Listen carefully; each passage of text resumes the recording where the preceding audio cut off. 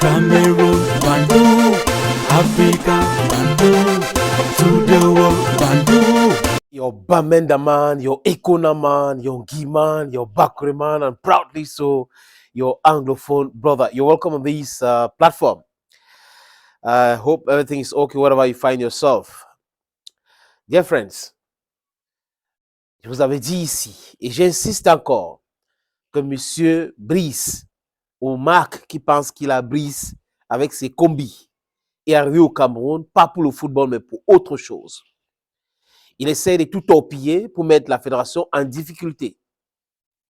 Les dernières informations en date ou développements en date, les amis, démontrent à suffisance que je ne me suis pas trompé. Bien sûr, avec d'autres qui font des analyses claires, nettes et des analyses solides.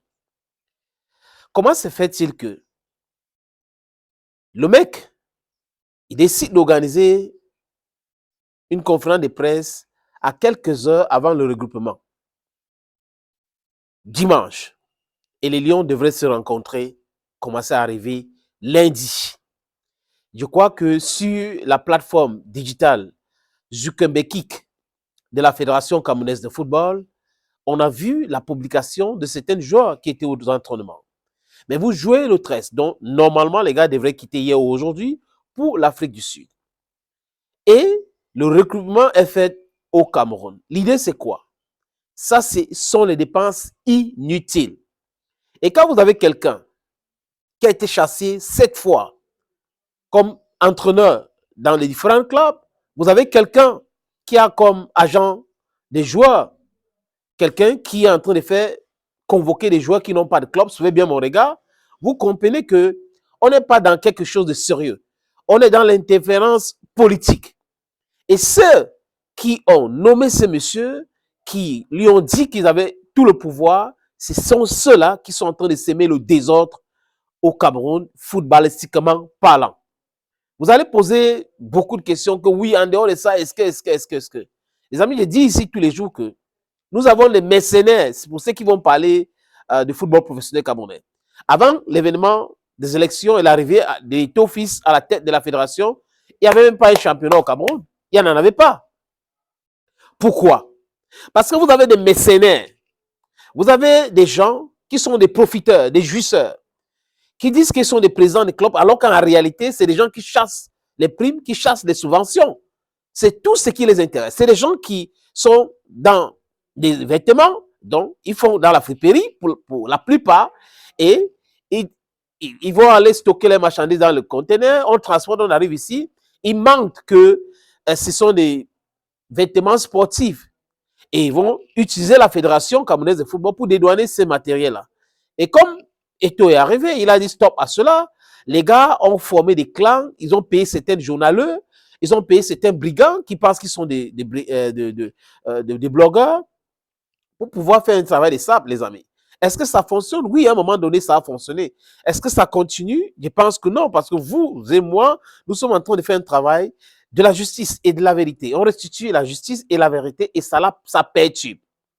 Quand je dis cela, les amis, vous comprenez donc que j'ai répondu à la question de ceux qui vont amener le débat de ce côté-là. Tant qu'on n'assainit pas le secteur, on ne peut pas avoir un football sain. Ce n'est pas possible. Un président de club, c'est celui qui investit pour attendre le retour sur investissement. Et non celui qui vient, qui crée le club, juste avec le nom de papier dans sa mallette, et qui attend les subventions. Ou on ne m'a pas donné la subvention, on ne m'a pas donné l'argent, on ne m'a pas donné l'argent. Alors, en retour, il ne paye même pas des footballeurs. Donc, je me pose même la question sur l'utilité du Sinafok, de Njita. L'utilité, c'est quoi? Distribution de ballons et autres, les amis.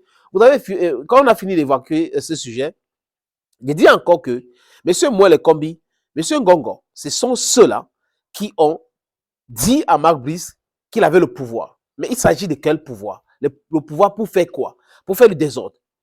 Vous êtes sélectionneur, entraîneur qui est devenu sélectionneur aujourd'hui. Les règles qui régissent l'équipe nationale, tu ne connais pas. La relation entre l'équipe nationale et la fédération, tu ne connais pas. Et tu passes ton temps à te faire conseiller par des fonctionnaires véreux, des fonctionnaires, des brigands, des amis, pour certains qui vont finir en prison. Des fonctionnaires qui ont créé des problèmes dans toutes les fédérations, les amis. Donc, voilà la qualité des personnes qui conseillent ces messieurs. Et on va nous dire, c'est un ancien flic, c'est un ancien flic. Un flic qui ne maîtrise pas les lois, qui ne respecte pas les règles. Vous pensez que c'est normal? Je ne comprends pas pourquoi il n'est plus flic en Belgique aujourd'hui. Donc, la fédération aurait écrit à la CAF pour renvoyer le match. Qu'est-ce que la CAF a dit? Il faut voir ça avec la fédération namibienne de football, the Namibian Federation.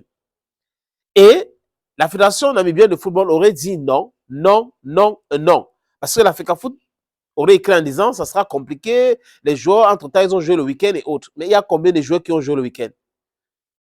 Si Marc Brice ne s'était pas entêté, parce que la FECAFOOT n'a pas voulu de conflit inutile, ok, si tu veux qu'il vienne au Cameroun, il n'y a pas de problème, viens, et il y a l'argent pour ça. C'est qui ont nommé les politiciens qui s'entêtent, ils veulent seulement dépenser l'argent des contribuables parce qu'ils auront certains avantages, certains privilèges. C'est ça qui les anime. Et tant mieux, il n'y a pas de problème. Il n'y a pas de problème.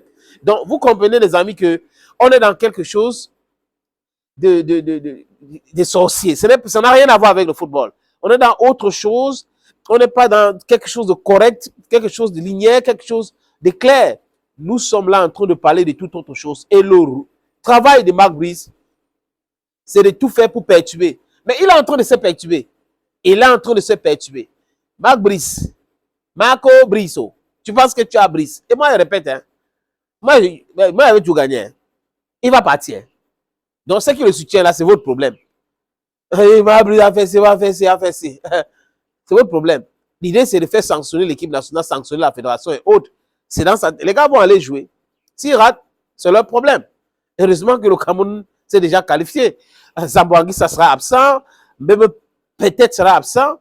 Baleba sera absent. Donc, on va juger de maçon au pied du mur. On va voir cette équipe-là jouer, la qualité des joueurs. On va voir ce que ça va donner avec ces joueurs-là. S'ils auront la même capacité à l'absence de ces ténors que je viens de citer là, les amis, pour pouvoir faire un bon résultat. Et de toute façon, il reste droit dans mes bottes. Marc Brisso doit partir. Quoique même s'il gagne la Coupe du Monde, même s'il gagne vraiment la Coupe interplanétaire, il doit partir. Il n'est pas au Cameroun pour le football. Il est là pour toute autre chose. Thank you, friends. And bye-bye for now.